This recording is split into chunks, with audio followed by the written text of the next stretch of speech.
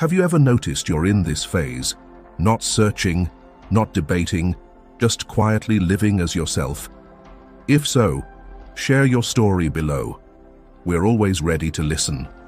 So, if you feel you're no longer driven to learn more, to find something greater, if you find peace in the simple things, if you live authentically without needing a reason, then perhaps you've begun to step into a state beyond awakening. You have become. And that is when the story shifts. From this state of becoming, if we look back at the spiritual awakening journey through Jung's lens, we see a picture far different from what is often said. Number 2. The journey of spiritual awakening in the light of Jung. When people speak of spiritual awakening, most imagine transcending the ego, as if the self is the root of all suffering and the only solution is to eliminate it.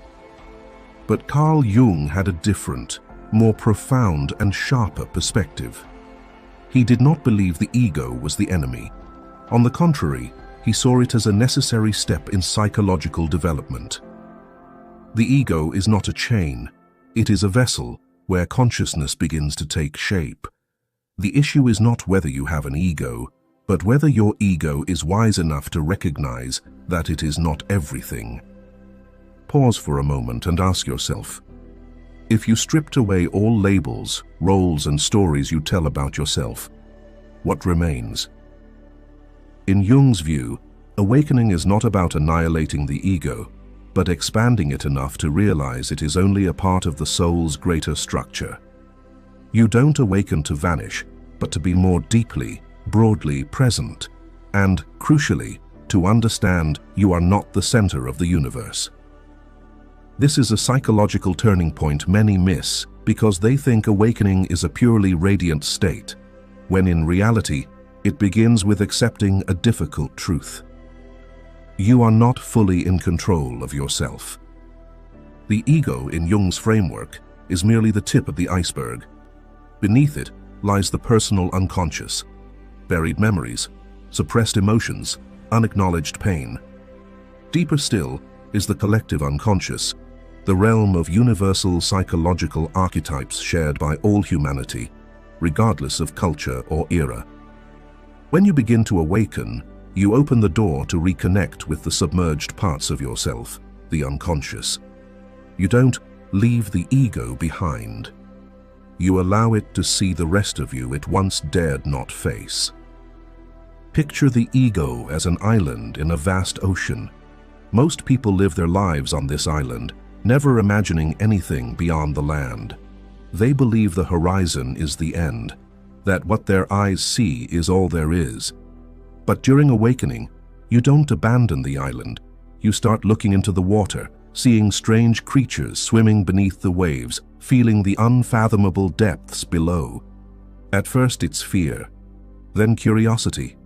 Finally, you realize the ocean is what the island emerged from. Without the ocean, the island wouldn't exist. Without the unconscious, the ego wouldn't form. Here's the crux. Awakening is a return, not an escape. It's when the ego begins to learn to communicate with the rest of the soul instead of barricading itself. You start listening to dreams, stories whispered by the unconscious through images. You notice emotional reactions, not to control them, but to understand what's rising from below. You stop judging yourself as good or bad and start observing, why do I react this way? Why am I drawn to these kinds of people? Why does this anger surface at this moment? This is the beginning of spiritual humility. The ego realizes it is not the whole person. It is the gatekeeper, not the king. And a good gatekeeper learns to open the door at the right time, in the right place. No more self-deception, no clinging to identity, no need to control one's image. Instead, there's a willingness to face everything living within you, even the parts that are not beautiful, not rational, not pure. Jung called this the process of making the unconscious conscious. This is the true core of awakening. You don't ascend to a higher plane, you dig deeper. You don't transcend, you ground yourself. Awakening for Jung is not about abandoning humanity, but embracing it fully, with understanding and compassion. Consider a real-life example. A woman experiences the shock of losing her husband. In her grief, she begins questioning the meaning of life, of existence, and of death. She turns to spirituality, reads books, meditates, and learns healing techniques. At first it feels like a new world opens. Relief, peace, hope. But then the pain returns, like the tide. Old emotions flood back. She panics, thinking she's fallen out of awakening. But in truth, this is the real turning point. For the first time, she doesn't try to rise above the pain. She sits with it. She allows herself to cry, rage, despair, without judgment. In that moment, she reconnects with the unconscious, with the unacknowledged wound. Her ego isn't destroyed, it's softened, healed, and becomes capable of listening. From here, a new ego begins to form. Not the small, fearful ego that dreads its shadow, but one expansive enough to dialogue with it. A wiser ego, knowing that not all answers come from logic, but that the deepest truths often arise from the unnamed shadows. Awakening doesn't turn you into someone else. It brings you back to the totality of yourself, no longer denying, fragmented. Jung said, "The unconscious is not just evil by nature, it is also the source of the highest good."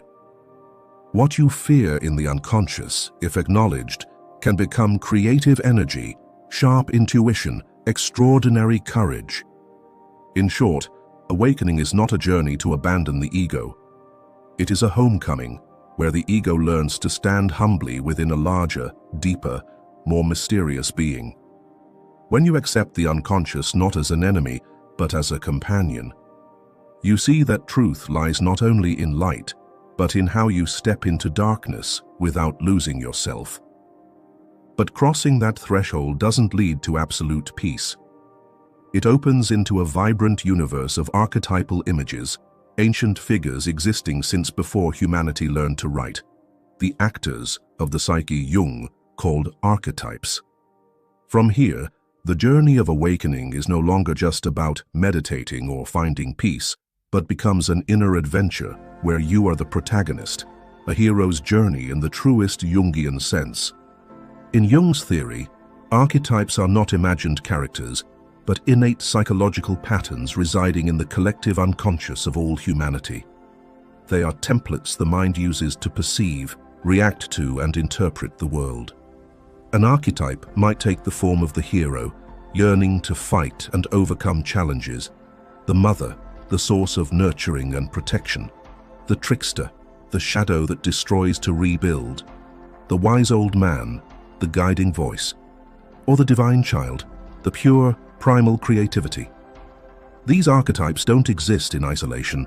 They interact, clash, and collaborate, and through their interplay, the story of your life is written.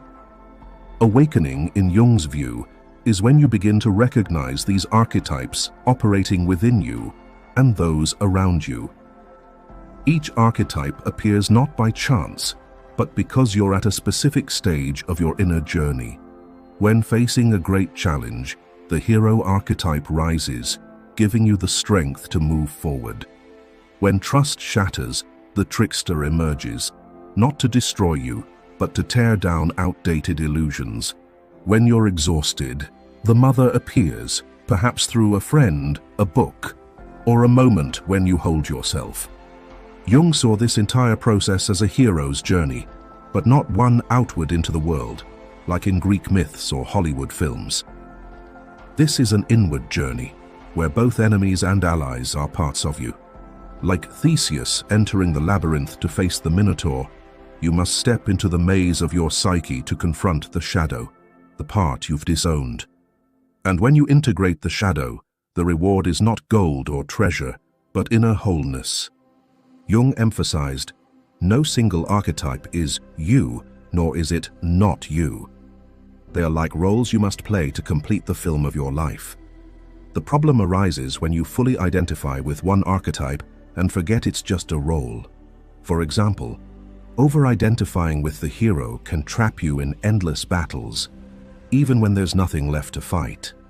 Being stuck in the mother archetype might lead you to care for others to the point of exhaustion, neglecting yourself. Awakening is realizing you can borrow an archetype's strength without letting it take control. A real-life example: a man, after years of failures in work and relationships, falls into crisis. He attends self-development courses, reads philosophy, and believes he's awakened when he grasps profound truths. But when betrayed by a close friend, he feels a part of himself screaming with anger and vengeance. At first, he wants to deny this emotion, thinking it's unfit for an awakened person. But through analytical therapy, he realizes the trickster isn't evil.